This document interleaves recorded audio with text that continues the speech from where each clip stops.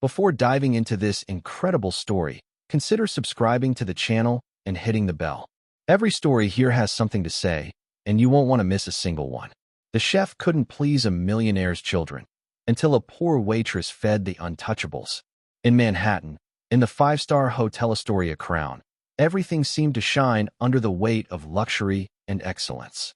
But at the top of this majesty, there was a kitchen. And at the heart of this kitchen, a man, Jean-Marc Delarue. A three-star chef, he wasn't just a cook. He was a legend.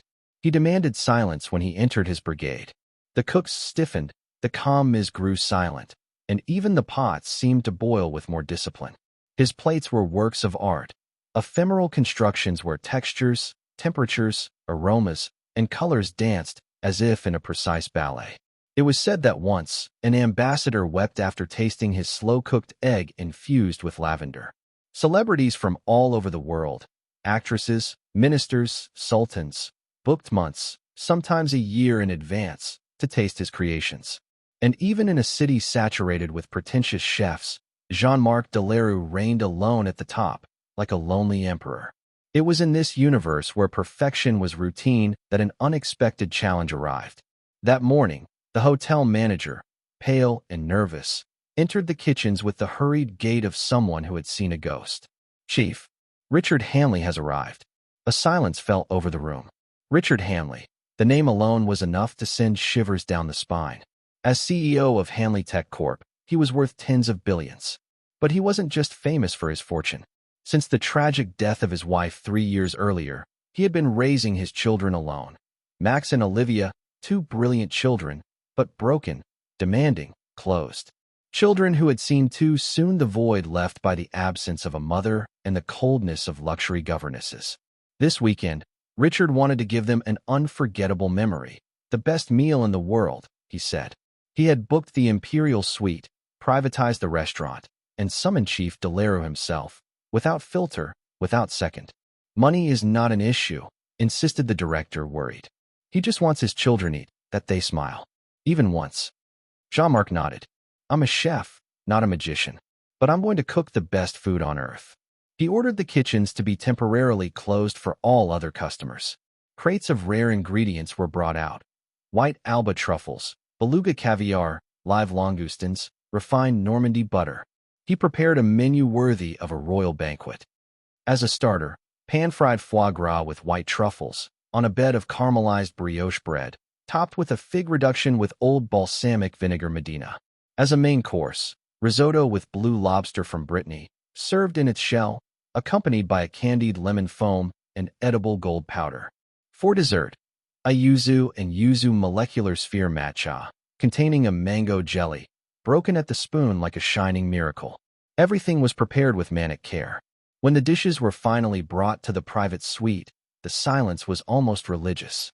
But as soon as she sat down in front of them, Max wrinkled her nose. Olivia, without a word, moved her chair back 2 steps. "It stinks," she said, wrinkling her brow. "They look like dead things," Max added, pushing the plate away. Jean-Marc remained figure. The silence in his head became deafening that he had never experienced such rejection. He tried to remain calm. He signaled for the dishes to be removed and improvised. He had the following prepared. Mini Wagyu burgers, vanilla-infused milk bread, 3-year aged cheese. Colorful spaghetti with vegetables, sculpted in the shape of funny animals. A pizzas have caviar, in the shape of a smiley, with a crispy puff pastry. But nothing worked. The children remained impassive. Max tapped the screen of his tablet. Olivia drew circles on the tablecloth. Jean-Marc looked at his hands, still dusted with flour. He didn't understand. There was no mistake. Everything was perfect. He had all given, and nothing worked.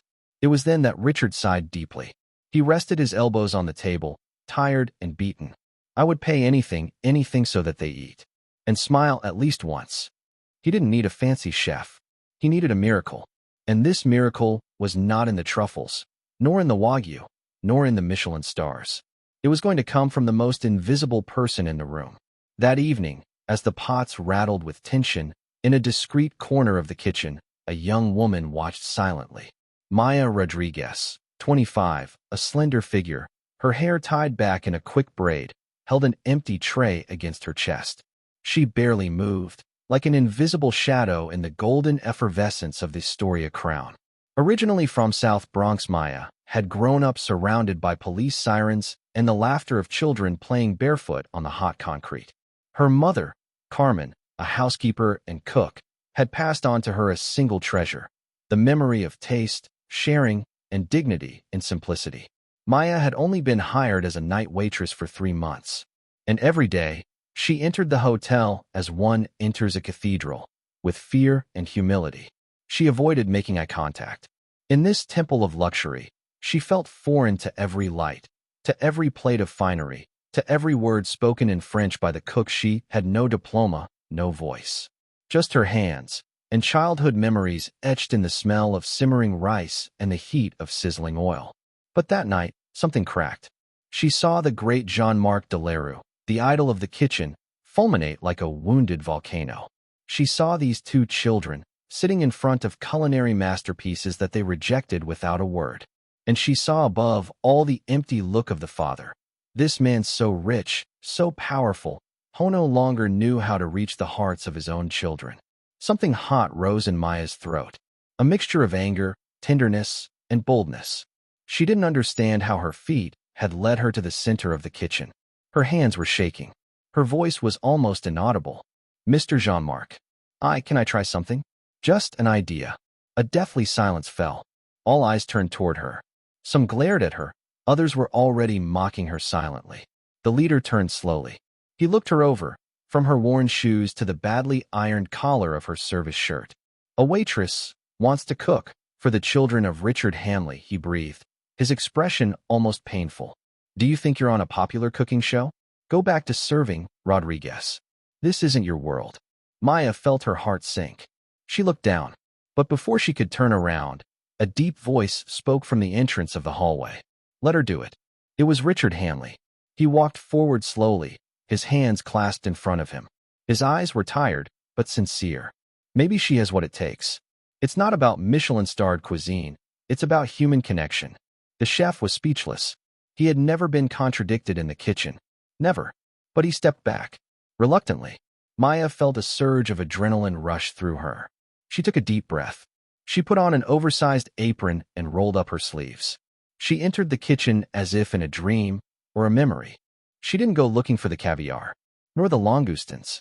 She opened the drawers of secondary ingredients, the ones rarely used here.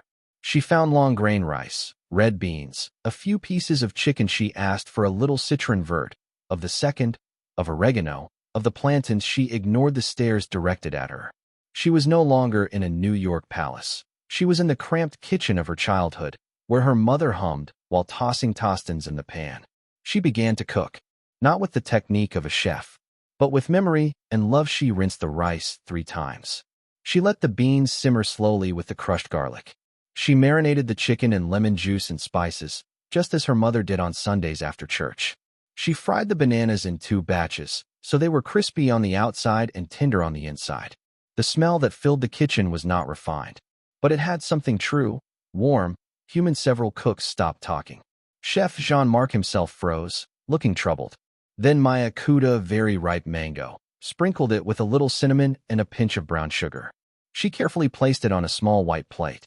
Before leaving the kitchen, she wrote softly on a cardboard card, "This dish was made with childhood memories. Enjoy your meal, Maya." When the steaming plates were placed in front Max and Olivia, a tense silence fell over the large private dining room. The 2 children stared at their food warily. They weren't used to the colors, the warm, spicy smells wafting around them, a far cry from the clinically perfect dishes usually served in their sanitized world. Max first cautiously sniffed the rice and frowned. Olivia looked at her brother hesitantly, then lifted her fork. She let a piece of roasted chicken rest gently on her tongue and stopped. She chewed it slowly, almost puzzled. Max, curious, took a bite of crispy tostains. A sigh escaped him. Then, without a word being spoken, the magic happened. Max took another bite, bigger this time. Olivia, her eyes shining, tasted the marrow, then discreetly wiped the corners of her mouth with her cloth napkin. "It's so good," she murmured, in a surprised, almost overwhelmed tone. Richard Hanley, sitting opposite them, watched them without daring to blink. He didn't understand. He said nothing. He was looking, fascinated. It was the first time in years that he saw them eating with appetite. But above all, with joy, Olivia laughed as she explained to Max that bananas weren't sweet, but salty. Max dipped a toaststone into the rice sauce and made up a little game with his fingers. They were alive. Free. Normal children, for the duration of a meal. Richard felt something crack inside him. A sweet, deep pain. He had spent fortunes for their happiness. But tonight it was a dish made by a simple waitress, with rice and chicken, that brought them back to life. At the other end of the room, Chef Jean-Marc Delarue remained frozen, as if frozen in a painting. He stared at the scene, his gaze blank. His ego, his art, his talent, all had just failed facing a popular dish. He didn't blame Maya. On the contrary, he understood, deep down, that something bigger than technology had just happened here. The next morning, Maya arrived at the hotel with a pang in her stomach. An official summons awaited her, in gold letters. Presence required in the great hall at noon. Her heart was pounding. She hadn't slept. She thought she'd crossed a line. She already imagined receiving her dismissal letter, politely worded but final. She had dared to cook in a world where waitresses have no voice. She entered the great hall, her hands sweating. But what she saw left her speechless.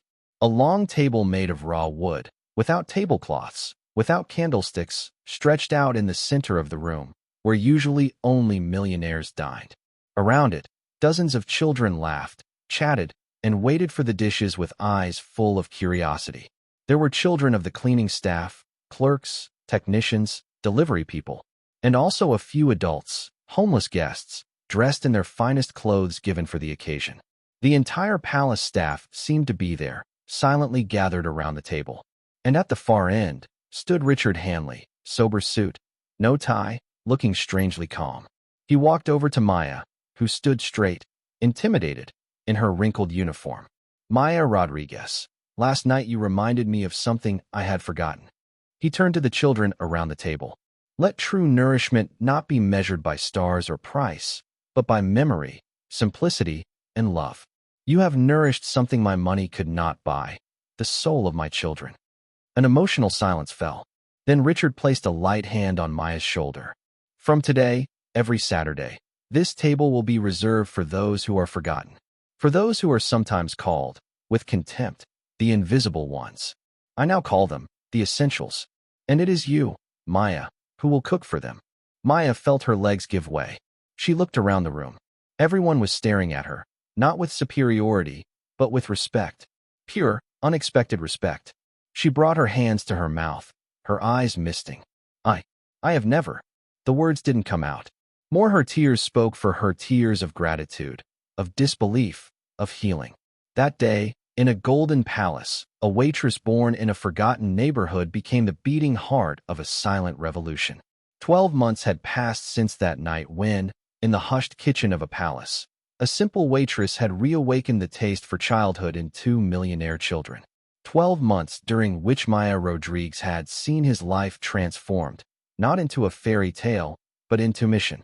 She could have accepted anything: TV appearances, sponsorship offers, offers from food channels. But she refused anything that sounded false. She hadn't cooked to become famous. She had cooked because she believed, deep down, that true luxury is being seen, loved, nourished. So, with the discreet but determined help of Richard Hanley, she opened a place that she named with tenderness Memoirs. Because the best dishes don't come from a recipe book, but from what you carry within yourself. Memorias was unlike any restaurant in Manhattan. No stiff white tablecloths. No stiff waiters. The walls were covered with old photos, donated by residents of the Bronx and beyond.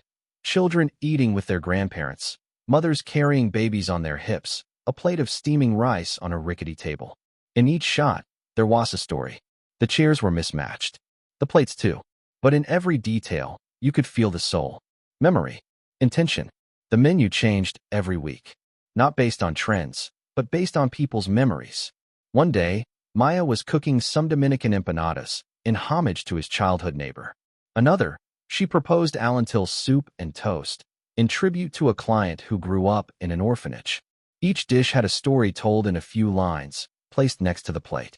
And each Saturday evening, the room was closed to the public, to welcome those that the city ignored, homeless families, neighborhood elders, street children. They weren't asked any questions. They were simply offered a hot meal and a place to stay. Maya didn't want the Michelin stars. She wanted the stars in the eyes of those who ate with gratitude. And Chef Jean-Marc Delarue in all this? He had left the Astoria Crown a few months after the event. Not in disgrace. He was still admired, viewed in silence, like someone who has just received a lesson he never dared to expect. He had appeared one morning at the door of Memoria's, empty-handed. He had waited for Maya to finish her lunch shift. Then, humbly, he had said to her, "I learned to tame flavors, but I forgot to listen to the silences. You reminded me what a dish can say, even without words. If you agree, I would like to learn by your side." Maya had smiled, not out of triumph, but out of tenderness. "You taught me rigor. Now I'm teaching you Toto feel." Since that day, Jean-Marc had become his private trainer and his student at the same time. He no longer wore his high hat. He wore a simple apron, and every day he listened to Maya recounting grandmother's dishes, recipes made without measurements, with tears in her hands and music in her heart. He had learned to cook the rice without the timer, has serve a dish with a story, not with a bill. One winter evening, as snow fell gently on Manhattan, Maya paused in front of the large bay window of her restaurant. Inside, the tables were full. Children's laughter, adults' low voices, forks clinking. A concert of life. She approached a table where an elderly woman was eating with her grandson. The boy looked up at her and said, between bites of rice, "It's like my grandmother cooked here." Maya felt her eyes water. That was it, real success. Not the trophies, not the critics, but this look of a child, filled with belonging, warmth, and memory.